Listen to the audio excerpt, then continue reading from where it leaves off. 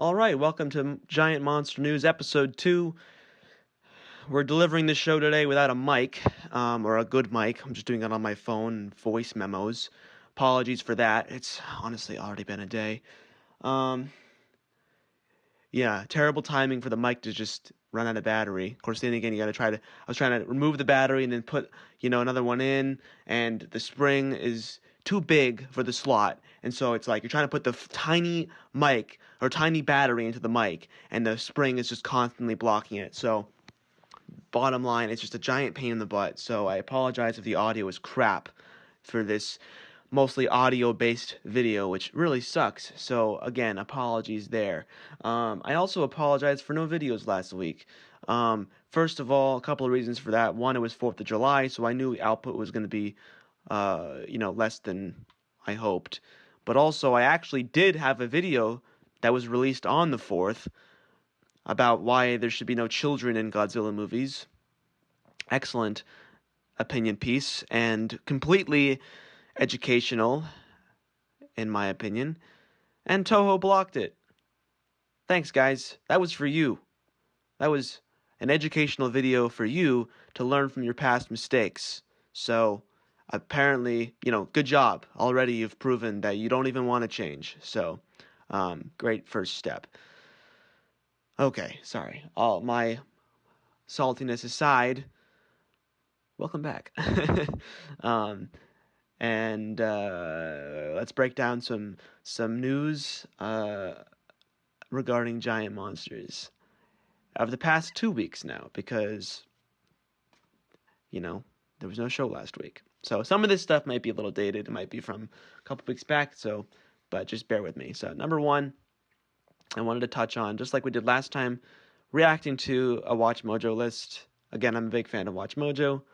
They do a lot of good pop culture content, and they include a lot of giant monster stuff in there. They released the top 20 top 20 monster characters of all time, and this includes all monsters of all kind in the horror genre. So, spanning books, video games, shows, and movies. And the criteria was about how much these characters have left a lasting impact in pop culture. Now, I'm going to go just to the notable ones that relate to the purposes of this channel, of course, them being giant monsters. So, again, a list of 20, and at number 16, we got our first entry, Colossal Titan from Attack on Titan. Now, I'm not going to lie, I've actually never seen Attack on Titan. Before you crucify me, okay, I've been meaning to get around to it. Okay? But even as a big giant monster fan, the franchise is pretty unknown to me. So I personally think it's a pretty strange pick on the list, because, it finished ahead of Slender Man, Gremlins, and Predators, as well as Pyramid Head from Silent Hill. Which I don't think is as known as the previous three. But in terms of how much they left a lasting impact in pop culture, maybe I'm just not in the Attack on Titan niche, but I guess that's the point, right? I feel like you shouldn't have to be in a niche to really know what these things are, and I feel like I know what Slenderman is. I know it's a crappy movie and it's a creepypasta, but I know of it. Gremlins, I know Gremlins, Predators, big fan, so I'm surprised this was ahead of those, given that I don't hear much about this. And it could be the fact that I'm in the United States. I'm not going to assume my experience is universal for everybody. And I think Watchmojo is Canada-based, so it's not exactly. It might be different where they're based. I'm not sure. 13 was Cthulhu. Now, another monster I don't know a ton about, but it seems to be referenced a lot. They show clips from South Park. They mentioned it was sort of a mythological creature that is more, again, like I said, more just referenced versus actually having content that surrounds it specifically. I personally know him as the god-like character from the terrific YouTube show Monster Island Buddies. Couldn't recommend that show enough, by the way. And at number 4, we're skipping ahead quite a bit now, we got King Kong, who finished ahead of the Xenomorphs from Alien. the creature from the Black Lagoon, which apparently is called Gillman. I had not heard that name from him, among others. So I think this is a good spot for King Kong, considering what is ahead of him. I think this was about the highest I think King Kong could achieve on the list. I think Kong is the most iconic American giant monster, personally, and his mark in film history is huge. I mean, that film really revolutionized special effects for the time. You know, with the effect shots being done by Willis O'Brien, who went on to inspire Ray Harryhausen, and Kong, the character, is also crossed over into other media. I mean, most famously, the Godzilla franchise. And I always felt that Kong and Godzilla was kind of an intriguing case study because, yeah, it's King Kong, but it's a really different take on the character. And it's even debatable if it's the same character. You know, it's a giant ape, yes, but with all the Frankenstein inspired abilities he has, it's so far from it. But so it's interesting. I just like that it's that, you know, he's crossed over like that. And it's, again, a good pick for the list. If he's referenced and relevant in pop culture, even internationally like this, and can cross into other franchises, that's huge. I mean, he's even an inspiration for Donkey Kong. And of course, appeared himself in the Mario game Mario is Missing, most famously. So I think this is a great pick at number 4. And at number 1 was the king of the monsters himself, Godzilla. And I'll be honest, I mean, I'm the biggest Godzilla fan you'll find. I was surprised by this. I didn't think Godzilla would get number 1 on this list. 3 and 2 were Frankenstein and Dracula, respectively. Now, Godzilla has more movies than those two characters, but I don't know, growing up in the States, at least, like, nobody gave two poops about Godzilla, and probably couldn't name you a single thing about him except that he's giant and he breathes fire. I think Dracula and Frankenstein are much more iconic. The Frankenstein character and story is in the public domain, so it's much easier to create different incarnations of that character. And as much as I love Godzilla, I think his pop culture references have really, it's only in the last 6 years we've seen more of them. And so I'm kind of calling this recency bias on Watchmojo because I just don't think that historically Godzilla has been, you know, when it really comes down to it. I mean, people know the name and people know maybe a general image, but I don't think, and maybe that's all you need, I guess. But I think Dracula and Frankenstein are much more iconic in the eyes of most people in the world. But I don't know. That's just my take. Interestingly, there was no Kraken on the list. You know, I think from Clash of the Titans, of course, I think a lot of people know the whole release the Kraken line. So I'm surprised that wasn't on there, especially with other questionable entries like Pyramid Man and Colossal Titan, because those are characters to me. Yeah, I was like, who are those people? Who's that? Pyramid Man? I haven't heard of him. You know, so it's like, but it's probably just a consequence of growing up in the United States and probably not having the widest amount of media to consume. Of course, I'm personally just butthurt that they didn't include the Colossal Beast or the Deadly Mantis. I mean, that would have been obvious picks for me.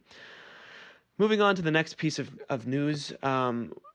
What the heck is up with Jurassic World Dominion? Now, I want to just start and preface and say, I don't usually consider dinosaurs to qualify as giant monsters per se, just because, you know, I don't know, dinosaurs are kind of their own thing. But we're in a global pandemic, and we're so starved of any real giant monster news that these days I'm going to make an exception.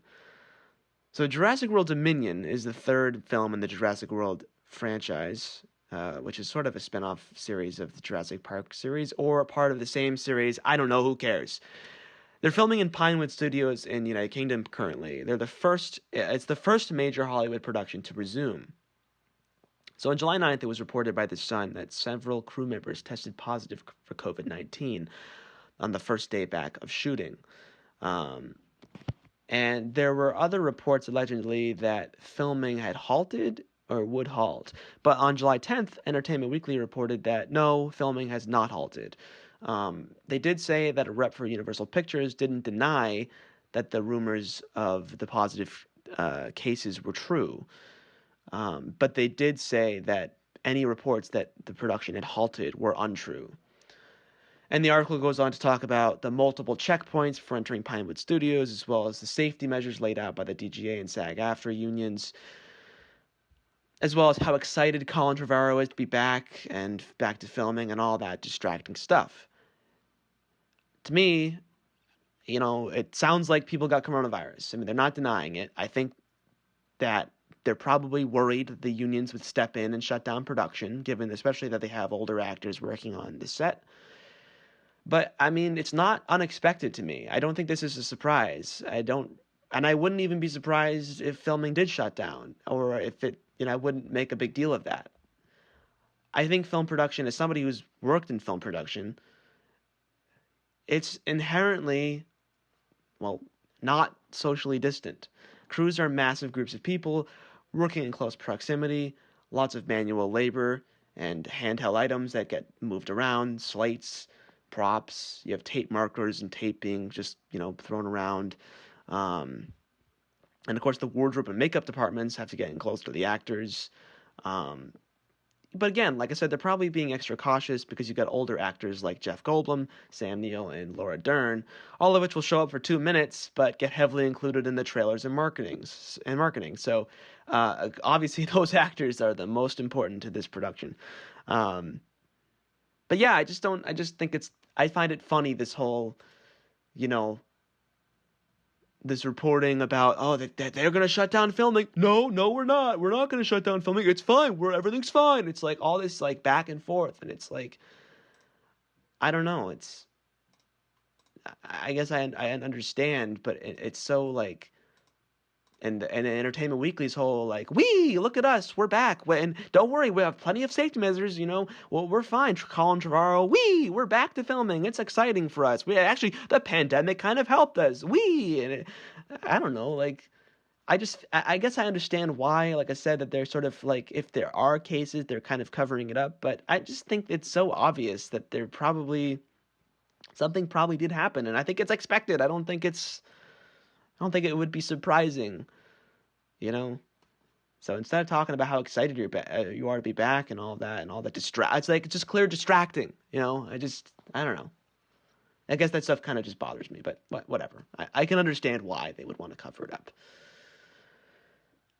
In other news, Baby Godzilla comes out as a transgender girl, which was very exciting. Godzilla's official Twitter account, Godzilla Official, released a short animation video with the character Baby Godzilla from Godzilla vs. Space Godzilla coming out as a trans girl.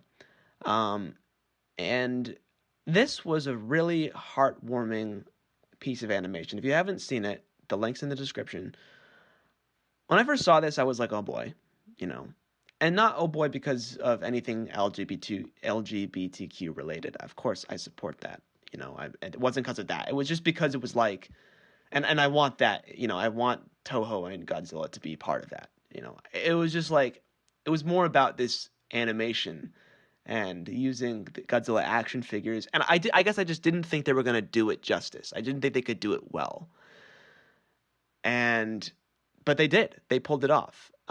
It's actually, I call it the most heartwarming thing since the end of Son of Godzilla.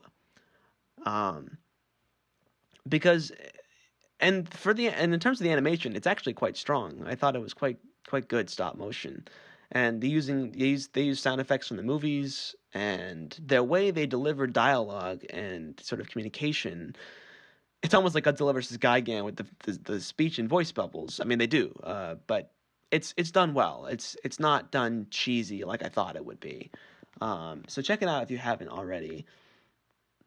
And I want to say too that I think, like I touched on earlier, this is great by Toho, and whoever made this, because I think the trans community and the gay community, the LGBTQ community, has gone mostly, if not completely, unrecognized and unrepresented in the Godzilla franchise. I would say Godzilla franchise is far from woke, if you will. And it doesn't need to go overboard. It's, clearly not necessarily about those stories, but I think working them in creates a more realistic world and creates perspectives that, we haven't seen in the franchise yet. Could lead to some very interesting things. So I know people would be up in arms about it. Oh, how dare you how dare you include this political stuff? And it's like, it's not political. It's just, think of it as creating a more realistic world. Creating, worlds with more diverse perspectives and can lead to better stories. At this point, I'll take anything that gives us a better story after what King of the Monsters gave us. Anyway, better not talk too badly about King of the Monsters. I might get blocked by Legendary this time. Who knows? Anyway, I recommend this animation to anybody. Really anybody. It was cute. It was very heartwarming. Links in the description. In other news, a Godzilla vs. Kong prequel novel synopsis has been released. And this is what I mean when I say we're pretty starved of news right now, because I don't usually want to tackle this stuff. This isn't that exciting to me. Because I don't really ultimately care about the comic books or the novels or tie-in things. Like, for example, I feel like the Godzilla anime prequel novels, I mean, I've never read them, but I've read the synopses. Man, couldn't they have made those into the anime trilogy? We'll talk about the anime trilogy sometime on here, I promise. I got a lot to say about it. Anyway, there's an article from comicbookmovie.com I saw which talked about this new prequel novel called Godzilla vs. Kong Kingdom Kong. Now, can I just say, I just feel like this is a stupid title. It's like a bad pun. Like, are they trying to be like Kingdom Come, but Kingdom Kong? It's like, in the name of Godzilla? Like, it's just like a bad dad joke. The synopsis reads as follows. The upcoming Kong prequel graphic novel will follow a group of highly skilled military pilots gathered together on Skull Island to see who has the right stuff, as in quotes, to take on a dangerous mission into the hollow earth. One of the pilots, Audrey, is haunted by the memories of a monstrous clash with one of Godzilla's titanic rivals that left deep scars when Skull Island is attacked by Kamazotz, a bat-like titan. Audrey must come to terms with her inner demons, and finding his home newly threatened, Kong must rise to face this usurper that would plunge the world into perpetual night. Well, I'll just say this. Personally, I'm haunted by characters named Audrey in these things. Ugh. Anyway, this Audrey sounds a lot like Mark Russell in King of the Monsters, but hopefully it's better handled than that character. It's a very simple plot, simple synopsis, but I think it'll be nice. I'm honestly, I kind of think that it's weird that they're doing a crossover movie with only one Kong movie. I get it has to do with how much time they had to make these movies. I think they have to renegotiate their deal with Toho, they being Legendary, that is, after 2021 or something like that. So probably they didn't have time to make a Kong movie and then do Godzilla vs. Kong. But I just think it would add a lot more context, maybe, and just more build-up. I mean, that's most important, is build-up. And I think, it's not... I don't know how much the public knows that these movies are related. I wonder. Like, I don't know.